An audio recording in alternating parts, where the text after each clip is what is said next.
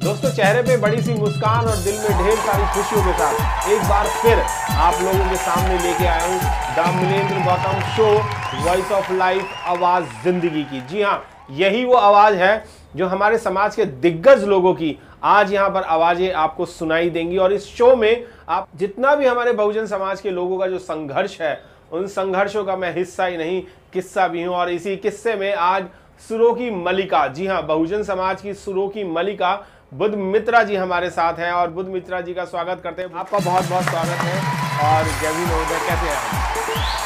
मैं भी बिल्कुल बढ़िया हूँ और मुझे लग रहा है कि लॉकडाउन में आपने अपनी सेहत पे ज़्यादा ध्यान दिया है।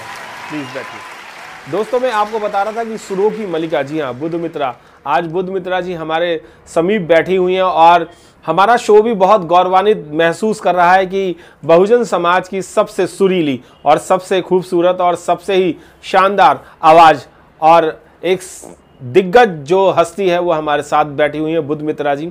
और बुद्ध मित्रा जी का the Milendra Gautam show, voice of life, आवाज़ जिंदगी की में आपका बहुत बहुत स्वागत है।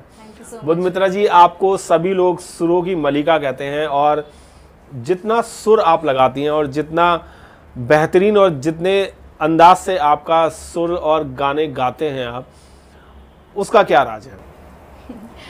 उसका कोई राज नहीं है। एक वॉइस मिली है मुझे जो कि बचपन से है, फिर उसको देखा गया, तराशा गया कि हाँ कुछ मतलब तो स्कूल टाइम में जब मैं फर्स्ट सेकंड क्लास में थी, 4th तक मैंने ग्रुप डांस किया। उसके बाद ग्रुप सिंगिंग में गई तो सब टीचर्स ने बताया कि आपकी वॉइस अच्छी है, मैं सब सेलेक्ट होती गई। फिर 6th क्लास में मुझे बहुत सारे प्रोग्राम्स आने लगे, मतलब स्कूल लेवल पर। वहाँ से फर्स्ट प्राइज़, सेकंड प्राइज़, वहाँ से मुझे पता लगा कि मैं मतलब सिंगिंग में कुछ आगे करूँगी तो शायद कुछ हो सकता है। तो ये जो गाने गाते थे, ये कौन से गाते थे? देशभक्ति गाते थे, सामाजिक गाते थे, या जागरण गाते थे, या माता की चौकी गाते थे? ये क्या चीज़ गाते थे? बॉलीवुड गाती थी। माता की चौकी तो अभी तक मैंने आज तक नहीं की है, ना जागरण किया है। बॉलीवुड सॉन्ग्स जैसे फिल्मी गाने होते हैं, देशभक्ति सॉन्ग्स होते हैं, वो गाती थी। बहुजन समाज से रिलेटेड भी आपने बहुत अच्छे अच्छे गाने गाए हुए हैं।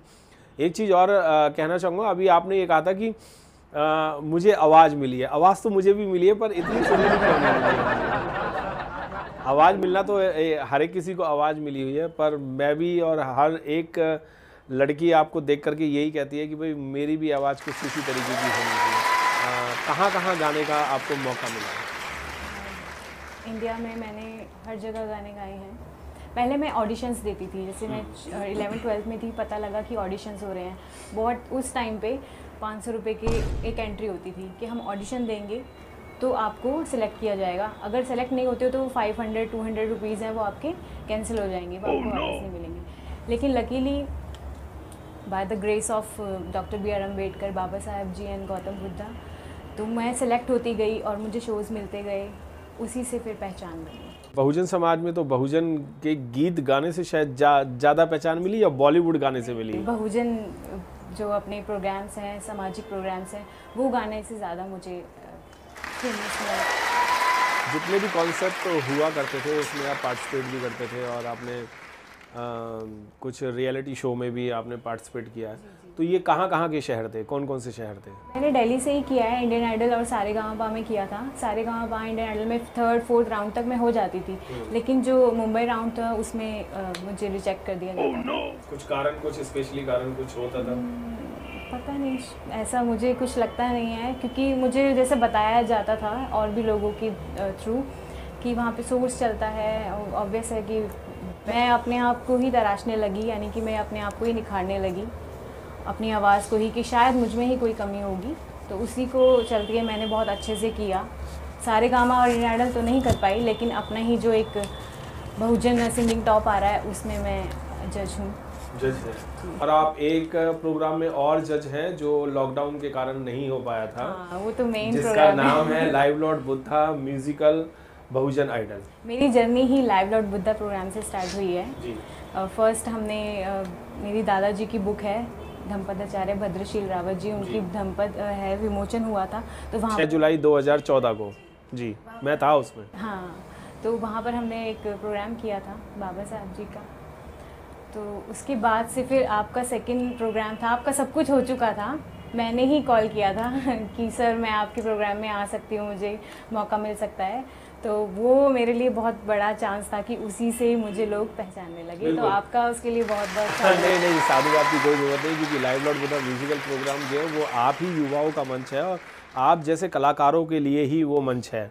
हम तो सिर्फ उसमें ठोक पीट करके मंच बनाते हैं और कोई कुछ नहीं। दोस्तों मैं आपको बताना चाहूँगा कि live Lord Buddha musical program जो 12 अक्टूबर 2014 को जो पहली बार हुआ था, उसमें हमारे सिलेक्शंस जो हैं वो सारे हो चुके थे, ऑलमोस्ट सारे ही हो चुके थे।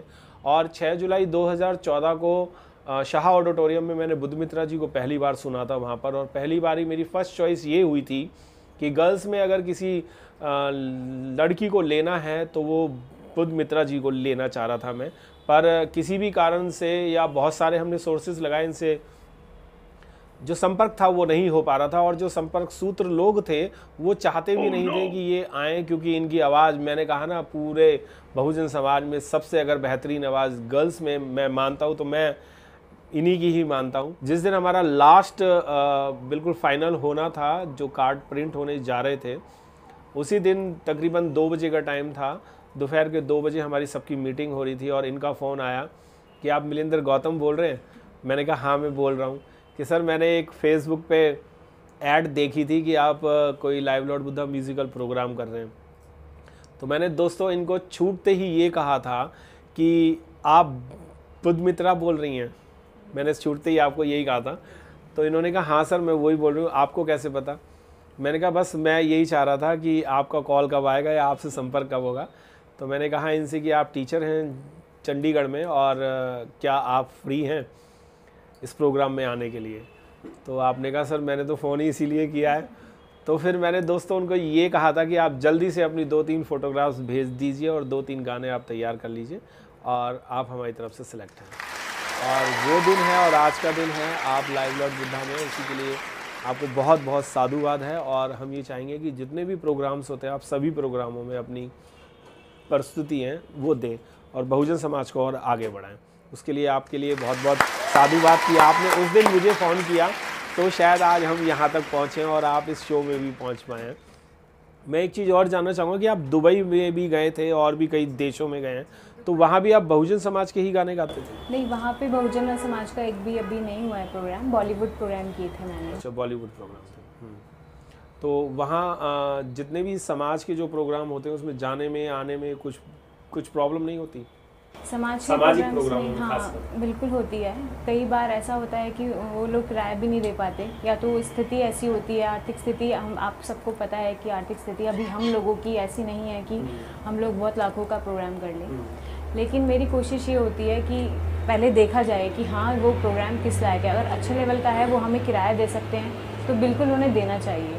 लेकिन कहीं जगह ऐसा होता है कि वो नहीं है इस स्थिति में कि वो हमें किराया भी दे सकें, तो उस वक्त हमने अपने पैसे भी लगाए हैं किराए। लेकिन मेरा यही कहना है कि अगर आपकी स्थिति अच्छी है, आप अच्छे, क्योंकि आजकल जो हमारा समाज है सरकारी नौकरी पे है, पढ़ भी रहा है, बिजनेस भी कर रहा है, आगे बढ़ रहा है, तो ऐसे छोटे छोटे प्रोग्राम्स कंट्रीब्यूट करके उन्हें कराने चाहिए। और जिस तरह से टेंट वालों को या म्यूज़िक वालों को, डीजे वालों को आप पैसे देते हैं, उसी तरह से आपको म्यूजिशियंस और सिंगर्स को भी बिल्कुल देने चाहिए। क्योंकि अगर सामाजिक लोग जो हैं वो अगर समाज का ही काम करते रहेंगे तो उनकी तो बैंक खाली हो जाएगी, और जब आर्थिक रूप से वो सही नहीं रहेंगे, आने जाने के लिए भी पैसे नहीं होंगे, तो अब तो वो इतने कोर्स चले तो टाइम की भी वैल्यू बहुत है। बहुत अच्छा लगा आपसे मिलके। और मैं आपसे ये भी जानना चाहूँगा कि मैंने सुना है आपकी शादी हो गई है और आपके हस्बैंड जो हैं उनका नाम आनंद जी है, तो आनंद जी के बारे में कुछ बताइए, कैसे मिले और कहाँ मिले? मिले हम ये कि मेरे नाना जी और उनके फादर फ्रेंड थे, तो आना जाना था घर पर, तो वो IAS की प्रिपरेशन करने दिल्ली आए हुए थे। बहुत ही अच्छा एक किस्सा है कि हम दोनों के लिए लड़का लड़की ढूंढा जा रहा था, तो जब उनके लिए लड़की ढूंढी जाती थी तो मेरे घर वाले जाते थे, और जब मेरे लिए देखने के लिए, और मेरे लिए जब लड़का ढूंढा जाता था तो वो भी जाते थे, आनंद जी भी और मेरे पेरेंट्स सब। ये बहुत ऐसा फिल्मी सीन है कि एक दूसरे के लिए लड़का ढूंढा जा रहा है, लड़की ढूंढी जा रही है, बगल में लड़का और शहर में ढंडोरा, वो जो कहावत है वो रही है आपके साथ। तो आप भी आनंद जी के लिए लड़की ढूंढने जाया करती थी? मैं कभी गई नहीं। अच्छा, यानी आपके पेरेंट्स वगैरह जाते हैं। फिर आनंद जी को भी और पूछते हैं कि कितने लड़के उन्होंने देखे और कैसे देखें। मेरे दूसरे दिग्गज मेहमान जो हैं वो हैं आनंद गौतम जी, जो कि हस्बैंड हैं बुध मित्रा के, और मैं उनका स्वागत करता हूँ कि वो आए यहाँ पर, और बहुत बहुत साधु हुआ सर, जय भीम लोगों को जाए, और कोरोना को दूर लिए, कोरोना को दूर रखो और अपने को पास रखो। दोस्तों मैं बताना चाहूँगा कि IAS की तैयारी करते करते इन्होंने बहुत सारे सामाजिक कार्यक्रम इस तरीके के किए हैं जो समाज को ज़रूरत है, और अगर आप इनकी आवाज़ और इनके अंदाज और इनके शब्द सुन लेंगे तो बिल्कुल IAS की जो परीक्षा है वो शायद टॉप कर सकते हैं। और स्वागत है सर आपका, और मैं चाहूँगा कि आपसे ही कुछ ऐसी खट्टी मीठी बातें हो जो लोगों को भी पता चले। और मुझे अभी पता चला कि मैडम बता रही हैं कि आप इनके लिए खुद लड़का देखने जाया करते थे और शादी आपने कर दी, ऐसे कैसे कर दिया? जी, पहले तो thank you so much to inviting us at your show. Thank you so much and Jai Bhim to you and all your viewers. So जैसा कि अभी बुध मित्रा जी ने बताया, होता ऐसा था कि हमारी फैमिली जो है दोनों की वो काफ़ी सालों पुरानी जान पहचान है, लगभग 40-45 साल की। तो मेरे जो पिता हैं और इनके जो नाना जी हैं, हमारे जो नाना जी हैं, तो वो दोनों ही मिशनरी थे, दोनों एक ही सर्कल के हैं। तो मेरे को इच्छा थी, actually I am from Uttar Pradesh, I born in Uttar Pradesh in Bulandshahr, but due to some problems हुई shifted in Punjab in 1996 I think. So after complete my graduation I think मैंने सोचा कि मुझे दिल्ली जाना चाहिए या मेट्रोपॉलिटन सिटीज़ में जाना चाहिए, वहाँ ज़्यादा अपॉर्चुनिटीज़ हैं आपके करियर के लिए। तो मैं 2012 में दिल्ली आया और यहाँ पे मैं प्रिपरेशन करने लगा। तो चूँकि हम जानते थे तो मैंने यहीं आके कांटेक्ट किया कि मुझे रहने के लिए थोड़ा सा प्रॉब्लम नहीं होगी, क्योंकि दिल्ली अभी मेरे लिए नई थी। तो उसके बाद मैंने यहाँ शुरू किया और अपना जो भी मेरी पढ़ाई लिखाई थी, कोचिंग थी उसके, तो फिर ऐसे धीरे धीरे करते हुए, हालांकि अभी मैं to be very frank UPSC तो नहीं हो पाया, लेकिन केंद्रीय विद्यालय में मैं भी as a social science teacher हूँ। तो फिर जैसा साथ आप UPSC की भी तैयारी कर रहे हैं? तैयारी कर रहा हूँ मैं, स्टिल आई एम प्रिपेयरिंग। और फिर जैसे जैसे उम्र बढ़ी तो शादी की बात चलने लगी घर में। तो बुध मित्रा के घर में उनकी शादी की चलती थी और मेरे घर में मेरी की होती थी।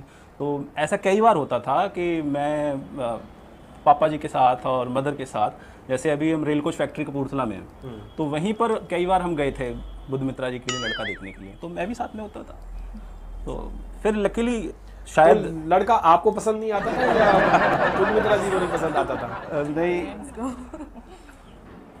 वो तो पेरेंट्स देखते थे, तो शायद कोई कुछ भी कारण हो सकता है, तो वो बात जमती नहीं थी। तो शायद मेरी उनके साथ शादी हो रही थी। मेरा ये सौभाग्य है, मैं सीधी सी बात कहूँ तो, कि मुझे बुध मित्रा जी जैसी जो कांच के भाव में हीरा मिल गया आपको, है? बिल्कुल बिल्कुल, मैं तो इसके लिए बहुत ज़्यादा अपने आप को लकी समझता हूँ कि मुझे बुध मित्रा जैसी लड़की पत्नी के रूप में मिली। तो ये बस यही एक। अच्छा, बुध मित्रा जी की क्या एजुकेशन है आपको पता है? देखिए, ऐसा उल्टा हो गया है। हुआ क्या कि मेरी जो फैमिली बैकग्राउंड है वो अलग है और बुध मित्रा जी की अलग है। तो मैं टीचिंग में नहीं जाना चाहता था, लेकिन मैं बाय चांस टीचर बन गया। बुध मित्रा जी की I think 3rd generation teacher का प्रोफेशन में है। इनके दादाजी जो हैं, हमारे दादा जो हैं, वो दिल्ली गवर्नमेंट से प्रिंसिपल रिटायर्ड हैं। फादर भी केंद्रीय विद्यालय में हैं, और हमारे चाचा हैं वो भी केंद्रीय विद्यालय में वाइस प्रिंसिपल हैं। तो इनका फैमिली बैकग्राउंड था टीचिंग में। ये भी टीचर रही थी, तो इसलिए इनको भी गेस्ट टीचर रही हैं। जी जी जी। तो ये भी MA B.Ed है इंग्लिश में, और ये भी मेरे साथ 1 साल आई थिंक रही थी। उसके बाद इन्होंने अभी छोड़ दिया है। तो इनका म्यूजिक में ज़्यादा इंटरेस्टेड है, तो मैं भी कोई ऐसा फोर्स नहीं करता, मैं बोलता हूँ। यानी कि आपकी दोनों की एजुकेशन जो है वो ऑलमोस्ट ठीक है, सेम सी है। जी जी। तो उन्होंने तो आपकी एजुकेशन को ठीक से बैलेंस बना रखा है जी। क्या सिंगिंग में भी आपने बैलेंस बना रखा है? नहीं, हाँ बिल्कुल, मेरा है कि भाई देखो, अगर जिस चीज़ में आपको इंटरेस्ट है उसी में अगर आप आगे बढ़ोगे तो अच्छा कर सकते हैं। तो इनका शुरू से सिंगिंग में रहा है, तो मेरा पूरा फुल सपोर्ट है इनके लिए। ये आपकी तारीफ में कह रही हैं? हो गया है आपका सुर अच्छा हो गया। अब देखिए, आप पूछ रहे हैं तो मैं बता देता हूँ कि सिंगिंग में मुझे जो है ऐसा कोई इंटरेस्ट नहीं है, लेकिन मैं गा सकता हूँ अच्छा, क्योंकि मेरे फादर और मेरे ग्रैंडफादर जो थे वो अच्छे सामाजिक सिंगर थे। और चलिए, अब किस्सा आ गया तो मैं बता देता हूँ कि लोगों के घरों में उनकी मम्मी या उनके फादर या उनका कोई जो दादी हैं, वो उनको परियों की कहानियाँ सुना के बड़ा करती थी या सुनाती थी। हमारे घर में इसका उल्टा होता था। हमारे घर में हमारे दादाजी या हमारे पिताजी जो मिशनरी थे, तो हम उनके गाई हुई कविताएं, उनके गाए हुए गाने, उन मिशन की बातें सुन सुन के बड़े हुए। तो सिंगिंग में मेरा जो है पहले से जो कह सकता हूँ कि मैं फैमिली में था, लेकिन उसको उस विरासत को यानी कि आप अभी तक मंच पे नहीं आए? मैं देखिए सिंगर के रूप में तो मैं कभी नहीं आया, और एज सच मेरा कोई एज ए सिंगर इंटरेस्ट भी नहीं है। लेकिन हाँ, कहीं भी अगर भोजन समाज से रिलेटेड, बाबा साहब से संबंधित सब प्रोग्राम होते हैं, तो वहाँ मैं अपनी जो भी कविता होती है, कोई गाना होता है, तो मैं ज़रूर आप जाते हैं आराम से। मैंने सुना है आपकी जो सासू माँ है बड़ी चुलबुली टाइप की, नटखट सी हैं। देखिए इससे एक किस्सा मुझे याद आ रहा है। छेड़ती छाड़ती ज़्यादा। जब मैं 2011-12 में दिल्ली आया था, तो मैंने जब घर में मैं एंटर किया, तो घर पे सिर्फ बुद्धमित्रा जी थी। तो मैं गया और मैंने इनको देखा, ये अंदर के रूम से बाहर आई कुछ काम के लिए, तो मुझे लगा कि भाई ये तो जो हमारी सासू माँ हैं, वो उनकी छोटी बहन होंगी। अच्छा, ये उनकी छोटी? मुझे ऐसा लगा। बिल्कुल सही कह रहे हो ना, मुझे ऐसा लगा कि नहीं, ये तो बेटी तो हो नहीं सकती इतनी बड़ी, क्योंकि वो खुद भी इतनी खूबसूरत हैं, और देखिए और यंग लगती हैं आज भी, और इतनी ज़्यादा उनकी पर्सनैलिटी अच्छी है। मैं आपसे क्या कहूँ, तो मुझे अंदाज़ा नहीं था कि इतने बड़े बच्चे हैं। और जैसा कि आपने कहा, बिल्कुल वो सत्य है। बहुत ही हर दिल अजीज़ हैं, खुश मिजाज हैं, सभी को खुश रखती हैं, और सभी का केयर टेक बहुत अच्छे से परिवार को संभाले हुए हैं। बिल्कुल, जब आप गलती करेंगे तो बिना गलती के मेरे तो खूब मारते हैं, पता है। जब भी मिलती हैं, जब भी 2-3 घुसंड, आपसे प्यार ज़्यादा है। हाँ, तो दामाद से प्यार ज़्यादा होना चाहिए ना, रोज कूटना चाहिए दबा के, दबा दब। मैं तो थोड़ा सा दूर। तो प्यार ऐसे वाला मिला है कभी? शादी से पहले मिला था? मौका नहीं आया? फीकी जिंदगी जी रहे हैं सासू माँ के साथ। आपसे ज़्यादा मीठी जिंदगी तो मैंने जी लिए, कभी यहाँ खाया, कभी यहाँ खाया। ससुर जी कैसे हैं आपके? देखिए बहुत ही डाउन टू अर्थ, मैं जैसा कहूँ, और बहुत ज़्यादा मतलब एक सच्चे दिल के इंसान है। जो उनके मन में होता है वो तुरंत बोल देते हैं। जो बुद्ध कहते हैं ना कि आप मन में विकार मत पालो, वो ऐसे एक पर्सनैलिटी हैं कि वो मन में कभी आपके जो है कोई बात नहीं रखेंगे। बहुत ज़्यादा केयरिंग हैं। तो आपको कभी अनसिक्योर महसूस नहीं होता कि मैं अपने हस्बैंड के साथ नहीं हूँ, ब्रदर के साथ नहीं हूँ, फादर मदर के साथ नहीं हूँ? तो बहुजन समाज में खासकर आपको अनसिक्योर होता है या नहीं होता? समाज में तो मुझे बिल्कुल कभी नहीं हुआ, क्योंकि ऐसा लगता है अपने परिवार की फैमिली गेट टुगेदर में जा रही हूँ मैं। तो शुरू से ही निकली हूँ मैं, शुरू से ही गई हूँ, तो मुझे अकेले जाने की आदत है। हाँ, कॉम्प्लीमेंट्री कोई मिल जाता है तो वो और अच्छी बात है, लेकिन मैं हमेशा से अकेली ही गई हूँ प्रोग्राम्स वगैरह में। और रही बहुजन समाज वाली बात, तो मैं बहुत एकदम सेफ़ हूँ वहाँ पर। बिल्कुल सेफ है। ये बहुत अच्छी बात है कि हमारे बहुजन समाज में बुद्धमित्रा जी नहीं, और सभी महिलाएं जो हैं वो बिल्कुल सेफ हैं। और किसी को भी इस तरीके का मैंने आज तक नहीं सुना कि हमारे बहुजन समाज की महिलाओं के साथ कभी भी कुछ मिसबिहेव हमारे बहुजन समाज वालों ने ही किया हो। अदर समाज तो हालांकि उल्टा सीधा बोलता ही है, और वो हर किसी न किसी की हर चीज़ आदत है, क्योंकि पांचों उंगलियां एक सी नहीं होती। मैं एक चीज़ और जानना चाहूँगा कि जितने भी बहुजन समाज के कार्यक्रम होते हैं, वहाँ पर बहुत सारी प्रॉब्लम्स होती हैं। कन्वेंस की प्रॉब्लम होती है, आने जाने में बहुत ज़्यादा प्रॉब्लम्स पड़ती है। कभी कोई गांव देहात में जाना पड़ता है, कभी इस शहर, कभी उस शहर। कभी ऐसा भी आपके साथ हुआ है कि एक दिन में आपके पास एक से ज़्यादा प्रोग्राम रहे, एक या दो से ज़्यादा?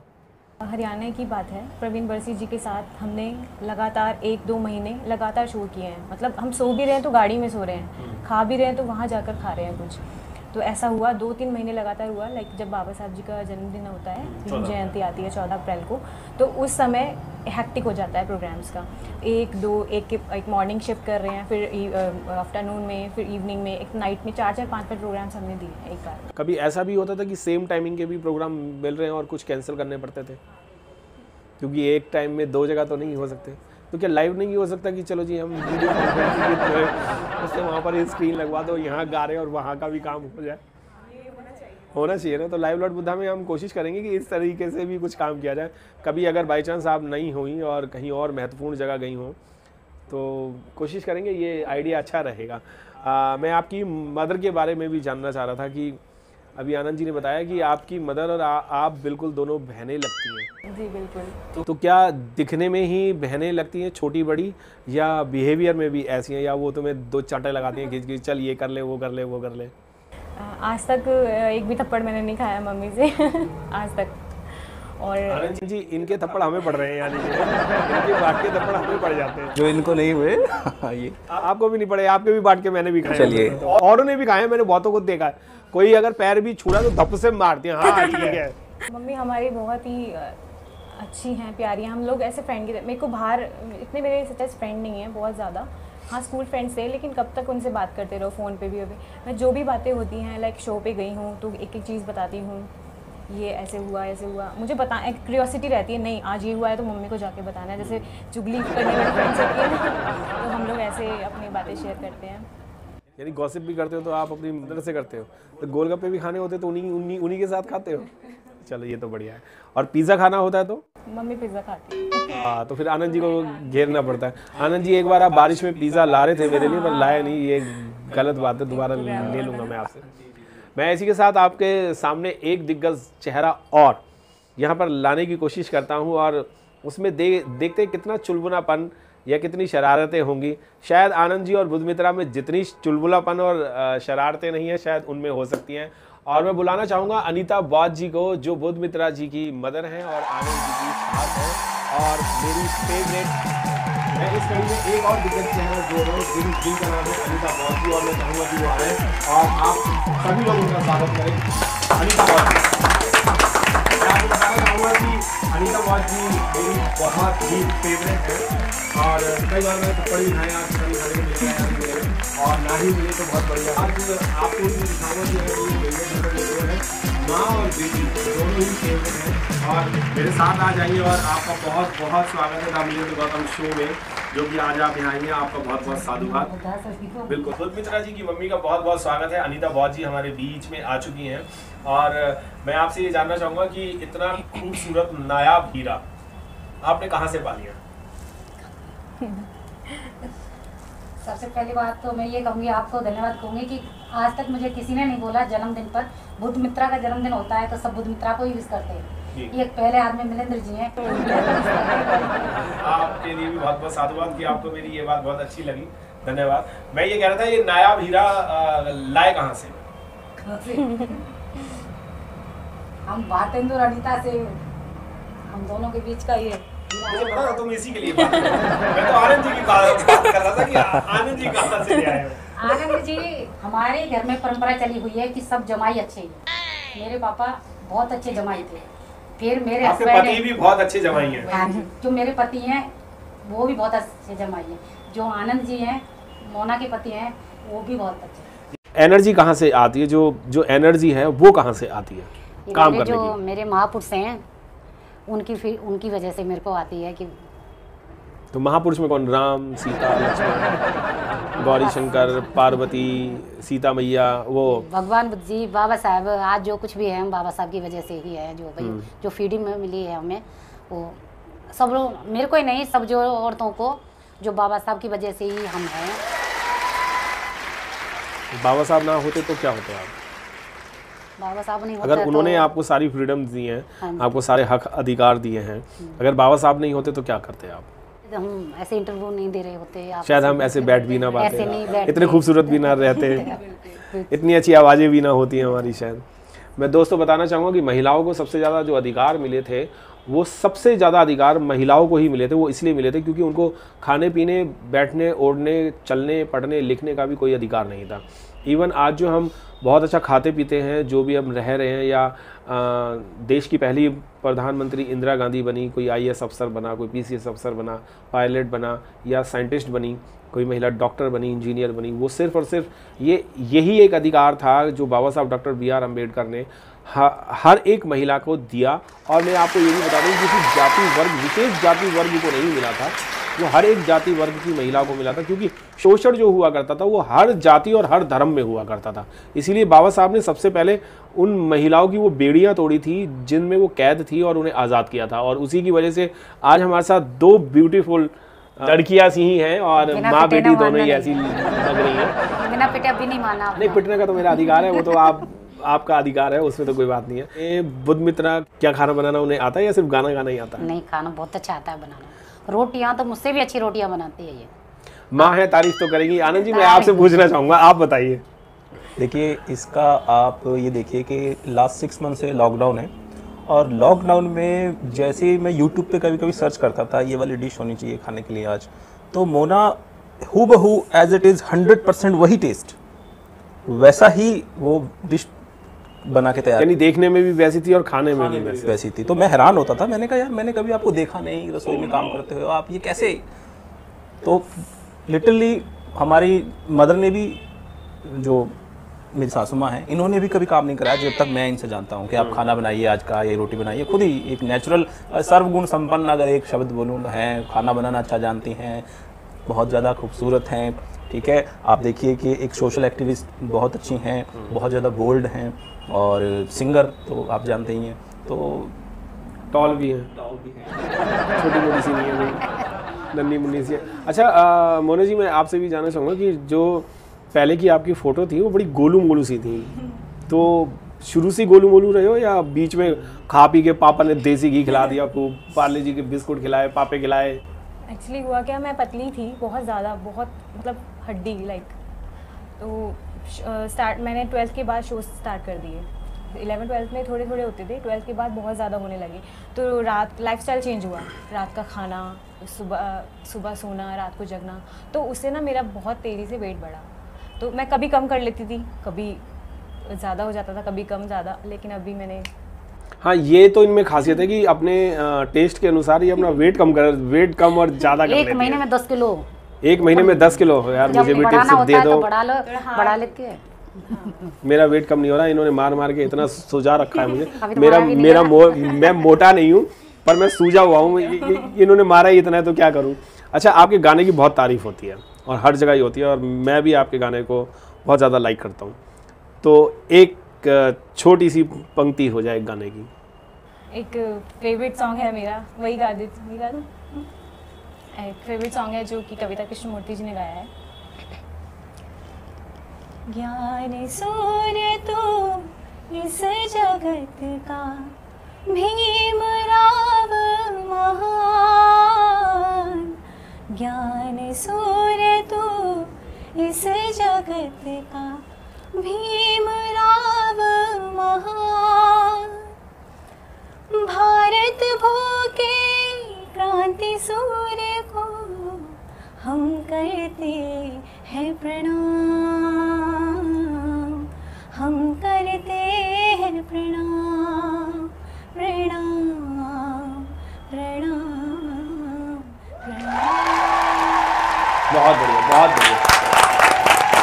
दोस्तों, नायाब चेहरे हैं और दिग्गज हस्तियां हैं यहाँ पर, और उनके साथ के जो किस्से हैं उनका मैं हिस्सा भी हूँ। और एक हिस्सा और बताता हूँ कि पार्लियामेंट में 48 ईयर्स के बाद, 48 ईयर्स में पार्लियामेंट पे एक प्रोग्राम हुआ जिसमें कि live Lord Buddha musical program हुआ, और वहाँ पर बुद्ध मित्रा का एक गाना भी लॉन्च किया गया, और वहाँ लाखों की संख्या में लोग बाबा साहब की जयंती मनाने के लिए पार्लियामेंट स्ट्रीट पे पहुँचते हैं। तो वहाँ पर मैंने यही बात कही थी कि अगर सुरों की अगर मलिका हैं तो बुद्ध मित्रा हैं, और ये मेरी कन्फ्यूज़न है या सही है, ये उन लाखों की जो भीड़ थी उन पे हमने सौंप दिया था, और उनसे हमने जब गाना गवाया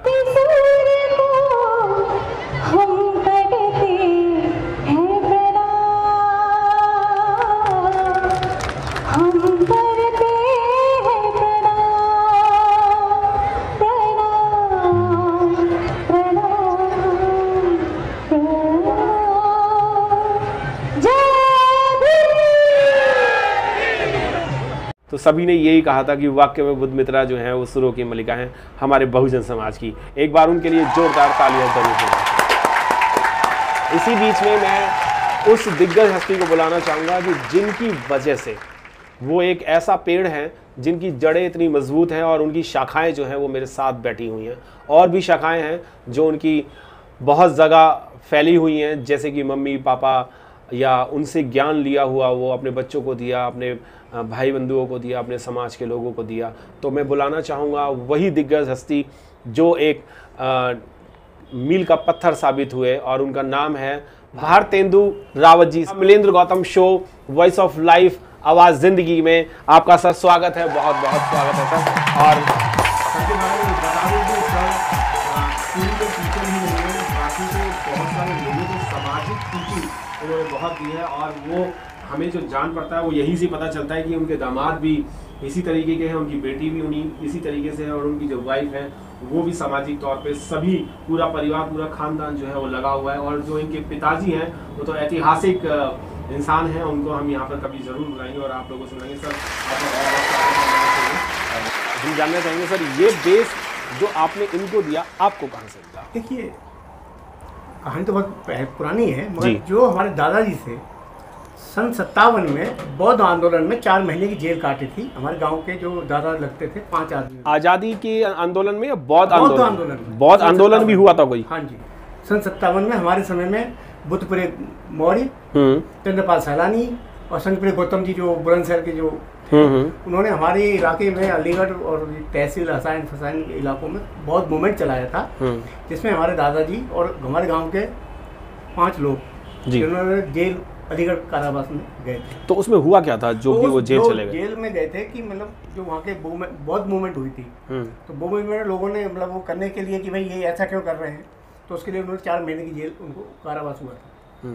तो वो मूवमेंट हमारे पापा जी ने चलाया आगे। अगर हम देखा जाए तो हम 57 से ही बौद्ध धर्म के पारंगत अनुयायी हैं। जी जी जी। उसी से हमारे पापा जी से संस्कार हमें मिले, वही संस्कार हम अपने बच्चों को दिए। वो आगे जाकर के संस्कार जो है अपने आप ही फलीभूत होते हैं। यानी ये चौथी या 5वीं पीढ़ी है अब? हाँ जी, हमारी चौथी पीढ़ी है जो बुद्ध धर्म में पहले से ही है। तो यानी कि आपका समय खराब नहीं हुआ, वो जो 15-20 साल या 20-25 साल जो वो टन घंटी बजाने में होता है वो समय खराब नहीं हुआ? कभी आडम्बरों में पाखंडवाद में कभी नहीं पड़े ना। आज तक हमने किसी बच्चों को काला धागा, काला टीका या काला कोई जो भी मतलब जो लोग काला, लाल, नीला, पीला, हरा, गुलाबी, कभी नहीं किया जी। और हम अभी भगवान तथागत की कृपा से, बाबा साहब के आशीर्वाद से हम फल फूल हैं, संपन्न है, सभी कोई दिक्कत नहीं है। हम 4 भाई और 1 बहन है और सभी बुद्धिस्ट परिवार से जुड़े हुए हैं। और हमें भी जो आगे जो आनंद जी मिले हैं वो भी आगे बहुत परंपरा से, बहुत परिवार से मिले हैं। तो इसलिए हमारा जो जीवन है बड़ा मधुर चल रहा है कि कोई दिक्कत नहीं है, किसी में कोई ऐब नहीं है। सबसे बड़ी चीज़ ये होती है आज के समय में ऐब नहीं होना। बिल्कुल। क्योंकि नशा, ये झूठ चुगली फूल की जो चीज़ें हैं, जैसे अगर हम कहें तो हम पंचशील पर पूरे अनुसरण कर रहे हैं। पूरा हमारे जो परिवार से हैं, जो हमारे ससुर जी थे वो भी मतलब सन 56 से वो भी इसी मूवमेंट में जुड़े हुए थे। और तो हमारी बातचीत होती थी तो वो बताता था कि हम आपके गांव में भी गए थे बहुत मूवमेंट में। जी जी जो चला था उस समय पे, तो बताते थे, तो हम भी सुनते थे। मतलब ये परिवार भी हमारा पूरा उसी समय से ही जागरूक है। जी Anand ji, sorry to interrupt. जो हमारे नाना जी हैं वो सन 64 में जो मोर्चे लगे थे रिपब्लिकन पार्टी ऑफ इंडिया के तहत, और होशियार सिंह अशोक उनका नाम है, और वो भी उस समय पे जेल उनको कारावास हुआ था। ये हुआ ऐसा था कि जो बाबा साहब अम्बेडकर की पार्टी थी, रिपब्लिकन पार्टी, उसके जो मेंबर्स थे, उसके जो कार्यकर्ता थे, उन्होंने मांगे रखी थी। लगभग 14 मांगे थी। जैसे बैंकों का राष्ट्रीयकरण होना चाहिए, जो अभी ये बैंक सारे के सारे 19 बैंक थे पहले राष्ट्रीय, तो उनको सरकारी बैंक घोषित किया गया। जो प्रिंसली स्टेट थे उनको जो प्रीवी पर्स दिया जाता था, उनको पेंशन दी जाती थी भारत सरकार की तरफ से, उसको बंद करवाने की मांग थी। और जो हमारे भूमिहीन मजदूर वर्ग था उसके लिए ज़मीनें जो हैं खेतीबाड़ी दी जाए उनको, ताकि वो अपनी रोजी रोटी चला सके। इस तरह की मांगें थी, तो उसमें उन्होंने जेल काटी थी। तो बड़ा सौभाग्य है कि हम ऐसे परिवार से हैं और हमें विरासत में वो चीज़ें मिली हैं, तो हम तो अपने आप को बहुत ज़्यादा गौरवान्वित महसूस करते हैं। और यही आगे हमारी कोशिश रहेगी कि इस कारवां को हम और आगे जाके लेके जाएं। क्रांतिकारी लोग हैं। और बात कहूँगी मैं, पिताजी जब हम छोटे से थे तो पिताजी कहते थे जैसे स्कूल में मतलब हर को लड़कियों को नहीं पढ़ाते थे, तो मेरे पिताजी ने मेरे को मेरी मम्मी से, मेरी दादी से, सबसे झगड़ा करके मतलब सब मना करा, सब ने फिर मुझे पढ़ाया। और मेरे से यही कहते थे जब सुबह निकलते थे कि बेटा जय भीम बोलो, कहीं पे डोलो। वाह, बहुत बढ़िया, बहुत बढ़िया। ये मेरे पापा जी का नारा है कि जय भीम बोलो, कहीं भी डोलो। ये तो मैं भी कहता हूँ, जय भीम बोलो, कहीं भी डोलो। और आज पता चला कि मैंने कहाँ सुना होगा, शायद यहीं से सुना होगा। आज के टाइम में हमें तो जैसे इसके पापा कोई वो नहीं था भाई बुद्ध मित्रा कुछ भी कर सकती है, इसको अपना पढ़ सकती है, सिंगिंग कर सकती है, ऐसे मेरे लिए भी कोई वो नहीं थी, कोई बाउंडेशन नहीं थी, कोई बाउंडेशन नहीं थी कोई भी। और वहाँ के आसपास के स्कूलों में 12 गाँव में ना 12th मैंने की थी अपने समाज। अरे वाह, बहुत बढ़िया। ये हमारे बहुजन समाज की कोई महिला भी 12 गाँव में पहली बार इतनी वो हुई, उत्तीर्ण हो। MA हिस्ट्री है। एमए हिस्ट्री है, गुड, बहुत बढ़िया। मैं आपसे भी जानना चाहूँगा, सिंगिंग तो आप बहुत करते हैं, पर सिंगिंग आपने कितने लोगों के साथ की है जो आपके साथ गाने में जो पार्टनर बने हो? सेलिब्रिटीज़ और बहुजन समाज के भी? समाज के प्रवीण बरसी जी के साथ की है, मिलंदर जी के साथ की है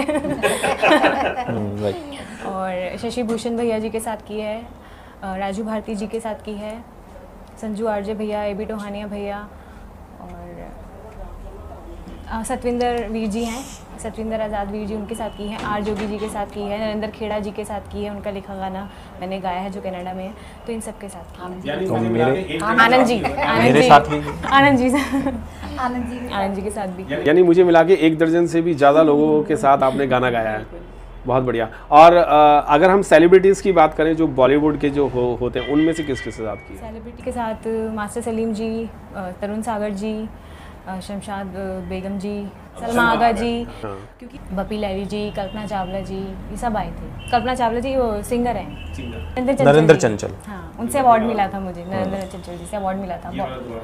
और नरेंद्र चंचल जी, सोनू निगम जी के साथ किया है, और बहुत सारे सेलिब्रिटीज़ हैं, अभी एकदम से याद भी नहीं आ रहा। आपको कोई बॉलीवुड सॉन्ग अगर मिले तो आप गा सकते हैं? हाँ, एक किस्सा बताती हूँ। कैलाश मासूम जी ने मुझे मुंबई बुलाया था, हम बात कर रहे थे कि doctor B R Ambedkar ji और बाबा साहब जी, मतलब बाबा साहब जी और भगवान बुद्ध जी के ऊपर एक एल्बम बनाते हैं। वहाँ वैसा कुछ हो नहीं पाया, लेकिन एक उन्होंने अपने प्रोग्राम के लिए बप्पी लहरी दा को, जो कि कंपोज़र हैं और सिंगर हैं, उनके साथ एक कांग्रेस या बीजेपी का कोई गाना गाना था। तो उन्होंने बोला था कि मैं बप्पी दा के साथ एज अ सिंगर रहूँगी। ये मेरे लिए बहुत बड़ी बात थी कि बप्पी दा के साथ गाना गाना, लेकिन वो गाना था कांग्रेस या बीजेपी का, तो राजनीतिक पार्टी का था किसी का, हाँ, किसी राजनीतिक पार्टी का गाना था, तो मैंने वो उसे डिनाई कर दिया और मैंने नहीं किया वो। तो यानी आपने बप्पी लहरी के साथ अपना गाना जो रिकॉर्ड होना था वो उसको आपने कैंसिल कर दिया? मुझे बहुत बहुत बड़े प्रोग्राम आए कि हम 1 लाख 2 लाख आपको एक एंट्री का दे सकते हैं जागरण वगैरह में, एमिल जागरण, बहुत बड़े बड़े लेवल पे जागरण होते हैं, लेकिन मैंने नहीं किया। मैंने कहा मैं 5-6 हज़ार में ही खुश हूँ, लेकिन अपने समाज के लिए। यानी आप बहुजन समाज के लिए ही गाती हैं और किसी और जागरण के लिए नहीं गाती हैं। ये बहुत बड़ी बात है कि आप लोग सिर्फ बहुजन समाज के लिए ही लगे हुए हैं और बहुजन समाज को इतना आगे बढ़ाने के लिए लगे हुए हैं। दोस्तों, मैं कहना चाहूँगा कि अगर इन जैसी प्रतिभाशाली लोग और बहुत मुश्किलों में, बहुत ज़्यादा परेशानियों में अगर बहुजन समाज के साथ हैं, तो शायद हम लोगों को भी इनके साथ खड़ा होना चाहिए। और बिल्कुल सही बात कही थी कि अभी थोड़ी देर पहले बुद्ध मित्रा जी ने कहा था कि भाई अगर हम टेंट पे अपना पैसा खर्च करते हैं, साउंड पे पैसा खर्च करते हैं, खाने के भंडारे पे पैसा खर्च करते हैं, फूलों पे पैसा खर्च करते हैं, झंडे पंचशील के लगाने पर हम पैसा खर्च करते हैं, तो अपने समाज के जो एक्टिविस्ट हैं या सिंगर हैं या बैंड हैं, इन लोगों को हम लोग इन लोगों पे क्यों नहीं एक छोटा सा बजट बनाते कि हम इनको भी आने जाने का खर्चा दें, क्योंकि अगर खर्चा हम आने जाने का इनको नहीं देंगे तो ये भी हर जगह नहीं जा पाएंगे। और मैं तो बहुत ज़्यादा ही अप्रिशिएट करूँगा इस पूरी फैमिली को कि इस पूरी फैमिली ने ग्रैंडपा से ले करके और दामाद तक और आने वाले जितनी भी पीढ़ियाँ उनके लिए भी इन्होंने एक अच्छी पौध लगा दी है। उसके लिए सर सबसे पहले तो आपको साधुवाद है कि आपने वो बीज बोया है, जो बीज आपको मिला, जो फल आपको मिला, वो आपने आगे भी पौध लगाई है, उसके लिए बहुत बहुत धन्यवाद सर। कभी मन में डाउट नहीं होता कि बहुजन समाज में गाना गाने जा रहे हैं, बिहड़ों में भी जा रहे हैं? देखिए, बाबा साहब ने हमें जो मार्ग दिया है वो प्रशस्त मार्ग है। आंख बंद करके आप चले जाइए, आपको कहीं विघ्न बाधा नहीं होगी, अगर आप पक्के अम्बेडकरवादी हैं तो। जी, अगर आपके मन में कहीं भी डाउट है तो वो फिर आपका कभी भला नहीं हो सकता। बिल्कुल नहीं हो सकता। आप निडर रहिए, बिल्कुल, आपकी सफलता आपके कदम चूमेगी। तो इसलिए मुझे कभी डर नहीं हुआ जब भी जा रही है। कभी बार मैं नहीं होता तो मैं छोड़ आता था और अकेले आ जाते थे, कई बार नहीं होते तो अपने आप अपने या मम्मी के साथ चले गए। कुछ मतलब ऐसी कोई हमने बच्चों को बाउंड्री नहीं रखी कि भाई आप ऐसा काम मत करो। ये है। अगर जानने की कोशिश करें कि बहुजन समाज ने आपको कितना प्यार किया या कितना लाइक किया, तो आप क्या कहना चाहेंगे कि बहुजन समाज ने आपको प्यार किया या नहीं किया? चाहते हैं या नहीं? कितना सम्मान मिला है? आज मैं जो भी हूँ वो बहुजन समाज की मतलब की वजह से हूँ। अगर एक परसेंटेज निकाली जाए कि आपको बहुजन समाज ने नेग्लेक्ट कितना किया, लाइक कितना किया, या लोगों ने ईर्ष्या भावना जो दिखाई, जेलेसी की भावनाएं थी, वो कितनी परसेंट थी? क्योंकि बहुजन समाज में भी बहुत सारी चीज़ें ऐसी हैं, क्योंकि बुद्ध ने कहा है कि 5 उंगलियां एक सी नहीं है और हर इंसान एक सा नहीं है। हम 5 लोग यहाँ पर बैठे तो हमारी सूरत भी एक सी नहीं है, शक्ल भी एक सी नहीं है, इवन हमारे कपड़े भी एक से नहीं है। तो हर चीज़ बदली हुई है, चेंज होती है। तो अगर हम परसेंटेज की बात करें तो ईर्ष्या की भावना कितने % रही है आपके प्रति? किसी भी फील्ड के हों, चाहे वो एक्टिविस्ट हो, सिंगर हो, चाहे मंच बनाने वाले हों, ऑर्गेनाइज़र हों, चाहे बैंड वाले हों। अगर बहुजन समाज की, हम सिर्फ बहुजन समाज की बात करें तो मैं बात करूं कि ईर्ष्या की, तो प्रेम दो, आप 10% दो, 20% दो, 30% दो, और आपसे वो 100% भी ईर्ष्या कर रहा है ना, लेकिन आप उसे प्रेम दे जा रहे हो, तो वो ईर्ष्या प्रेम में बदल जाएगी। तो क्या पता ऐसा हो कि उन लोगों ने मुझसे ईर्ष्या की हो, या मैं कुछ कभी उनकी बातों पे खरी नहीं उतरी हूँ। जैसे कुछ चीज़ थी शादी को लेके, शादी में कुछ हुआ था, वो मैंने एक एंजॉय के लिए किया था। एक चीज़ मुझे जो पसंद था मैंने पहना, लेकिन कुछ लोगों को वो कुछ आडंबर लगा, तो उसके हिसाब से मैं कह रही हूँ कि उनको वो गलत लगा। लेकिन मेरे हिसाब से वो एक एंजॉय था, एक मेरी कहते हैं शौक़ था। तो उसको मैं ईर्ष्या नहीं बोलूँगी, उसको मैं ये बोलूँगी कि उनका नज़रिया अलग था, मेरा नज़रिया अलग था। लेकिन उसके बाद मैंने उनको अच्छे से समझाया कि ये नहीं था, वो नहीं था। तो मैंने उन्हें प्रेम दिखाया। अगर मैं भी उन्हें गुस्से से दिखाती, तुम कौन हो मुझे बोलने वाले, या मैं तो ऐसे ही करूँगी, तो वो ईर्ष्या डबल हो जाती। लेकिन मैंने उन्हें प्रेम दिखाया, तो प्रेम से वो समझे भी कि वो ऐसे है, तो वो ईर्ष्या अब नहीं रही है। 100% मुझे प्यार मिलता है, और मैं चाहती हूँ, आशा करती हूँ यही प्यार मुझे आगे मिलता रहे। बहुत बढ़िया, 100% प्यार मिलता है। और हम भी चाहेंगे कि आपको पूरे बहुजन समाज से ही नहीं, पूरे भारत से ही नहीं, पूरी दुनिया से आपको प्यार मिलता रहे, और ऐसे ही आप आगे बढ़ते रहें। दोस्तों, मैं बताना चाहूँगा कि आज जो मेरे साथ दिग्गज हस्तियाँ यहाँ पर बैठी हैं, बुलाने के लिए था एक थे, पर हमने 3 दिग्गज हस्ती उनके साथ इसलिए बुलाई क्योंकि पौध से पौध आगे बढ़ती है, और जब पेड़ की जड़ें मजबूत हो तभी फल बढ़िया आते हैं, और पेड़ जो है वो कई सालों तक टिका रहता है। और बिल्कुल बुद्धमित्रा जी ने एक बात बहुत अच्छी बताई कि अगर हम कोई हमसे अगर ईर्ष्या करता है और हम उससे ईर्ष्या नहीं करते, और हम उसे बार बार प्यार दे रहे हैं और सम्मान दे रहे हैं, इज्जत दे रहे हैं, तो एक बार दोबारा अपना हृदय परिवर्तन करते हुए वो आपके साथ बोलेगा। और बुद्ध ने यही कहा था कि बैर से बैर कभी समाप्त नहीं होता, और अगर आप बैर किसी से करेंगे तो वो भी बैर करेगा, आप भी बैर करेंगे, तो वो बैर कभी समाप्त नहीं होगा। बहुत बहुत साधुवाद, बहुत बहुत धन्यवाद कि आप लोग आए हमारे साथ। और लास्ट में जाते जाते मैं आपसे एक चीज़ और सुनना चाहूँगा कि आप अपना सबसे बेहतरीन, चाहे वो बॉलीवुड हो चाहे बहुजन समाज का हो, एक गीत जरूर सुनाएं। मेरा बहुत ही पसंदीदा गीत है, लता जी द्वारा गाया हुआ।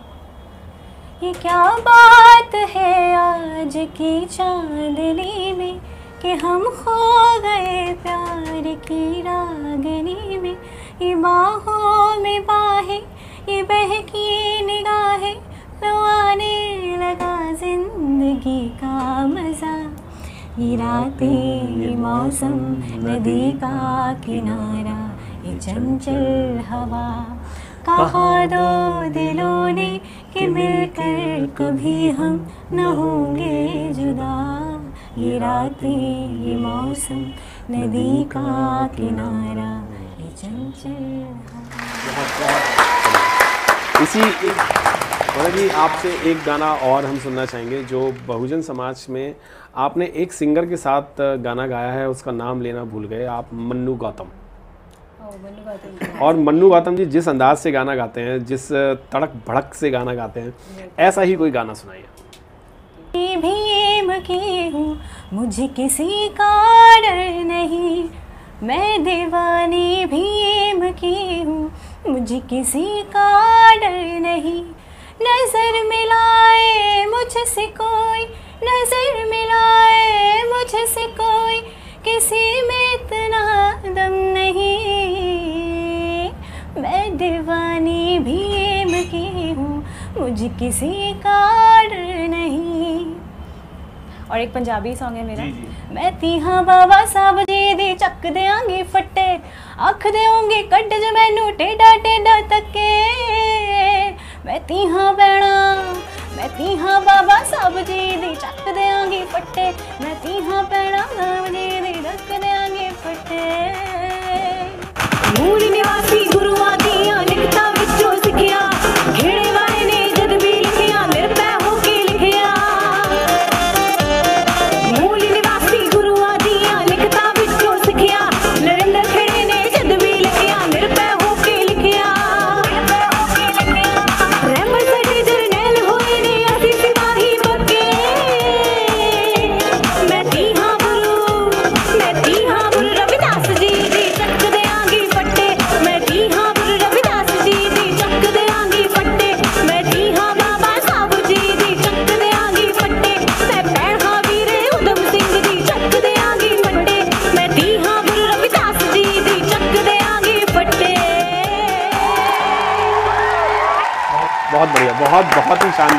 और आप सभी का बहुत बहुत साधुवाद है कि आप हमारे शो में आए हैं जिसका नाम है the Milendra Gautam show, voice of life, आवाज़ ज़िंदगी की। और मैं बताऊं, ये जो आवाज़ ज़िंदगी की है, यही वो आवाज़ें हम दिखाना चाहते हैं आप सभी को कि पिछला क्या रहा है और आगे क्या होने वाला है और बीच में हम किस स्थिति में रहे थे, वही चीज़ हम दिखाना चाहते हैं। और बुध मित्रा जी की आवाज़ आपने सुनी होगी, अगर आप और भी इनकी आवाज़ सुनना चाहते हैं तो बुध मित्रा इवेंट्स पे जा करके इनके सारे सॉन्ग्स जो हैं वो सुन सकते हैं। और live Lord Buddha musical program पे भी जा करके आप इनके गाने सुन सकते हैं। और मैं आपको बता दूं, देश की किसी भी राज्य की भाषा हो और किसी भी भाषा में गाना हो तो बुध मित्रा जी उसमें पूरी संपूर्ण तरीके से उस गाने को गा सकती हैं। और ये एग्जाम्पल और ये जो बात है, ये मैं अतिशोक्ति वाली बात नहीं कह रहा हूँ, क्योंकि कितनी ही भाषाओं में बुध मित्रा जी ने गाना गाया हुआ है। और एक चीज़ और बताना चाहूँगा कि बुध मित्रा जी की एक फिल्म लॉन्च होने वाली है जिसका नाम है 21वीं सदी।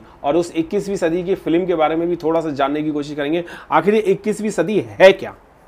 ये 21वीं सदी हमने इस चर्चा में बनाई, चर्चा करके बनने के बाद ये हुआ कि बाबा साहब जी की जीवनी, भगवान बुद्ध जी की जीवनी पे हर कोई मूवी बना रहा है, लेकिन 21वीं सदी यानी कि बाबा साहब जी के बाद हमने क्या काम किया और क्या नहीं किया, उसके ऊपर ये फिल्म है कि हमने कैसे परिवर्तन लाया बाबा साहब जी की विचारधाराओं पर। मेन रोल है मेरा, उसमें इंदू नाम है, जो कि एक बाबा साहब जी की विचारधाराओं पे और भगवान बुद्ध जी की विचारधाराओं को आगे बढ़ा रही है समाज में। और उसको लोग प्रताड़ित कर रहे हैं कि ये लड़की है और लड़की कभी भी इतना बोलती नहीं है, आगे नहीं बढ़ती, तो ये लड़की होकर इतना क्यों बोलती है। लेकिन मुझे अधिकार पता लग चुके हैं जो बाबा साहब जी ने दिए हैं, तो उसके खिलाफ लड़ाई है ये पूरी मूवी। तो ये मूवी है कितने घंटे की? ये 2 घंटे की मूवी है। 2 घंटे। और बनी कहाँ पर है? ये हरियाणा में बनी है, जगह जगह। तो आपके साथ को स्टार कौन? मेरे साथ प्रवीण बरसी जी हैं, हरियाणा के सभी कलाकार हैं, संजय आरजू भैया, एबी टोहानी भैया और सभी, मतलब जो भी छोटे कलाकार, बड़े कलाकार, सभी वो उसमें हैं। यानी जितने भी हैं वो सारे हरियाणा से ही आपको लिया और दिल्ली से स्पेशली आपको लिया गया। ये भी बहुत बड़ी बात है कि दिल्ली से स्पेशली बुध मित्रा जी को इस फिल्म के लिए लिया गया, उसके लिए बहुत बहुत साधुवाद। और हम सिर्फ एक सम्मान के तौर पे इनको एक बुद्ध की मूर्ति भेंट कर रहे हैं, ये आप सभी के लिए है, क्योंकि इसी बुद्ध की वजह से हम लोग आज यहाँ पर हैं और इन्हीं बुद्ध को हम आपको चाहते हैं कि आपको मैं चाहती हूँ ये शुरुआत और आगे जाए और वहाँ तक जाए जैसे कि चैनल्स पे आता है coffee with Karan, Kapil Sharma show. हमारी शुभकामनाएं हैं और आपका बहुत अच्छा प्रयास है जो ये आप चला रहे हैं। आपका जो शो है Milendra Gautam life of voice of life, और आपने हमें बुलाया उसके लिए बहुत बहुत धन्यवाद। और हम चाहते हैं कि और ज़्यादा बड़े लेवल पर शेयर करें, सब्सक्राइब करें चैनल को। और ये जो शो है वो आपको UTV, जी हाँ, YOU स्पेस TV स्पेस 24/7 और टॉप 85 चैनल पे आपको देखने को मिलेगा। आप ये शो जो है वो इन दोनों चैनलों पे, यही शो नहीं, सारे शो जो हैं वो इन दोनों चैनल पे देखें। हमारा शो यहीं पर ही समाप्त होता है आज का, और आप सभी को बहुत बहुत धन्यवाद।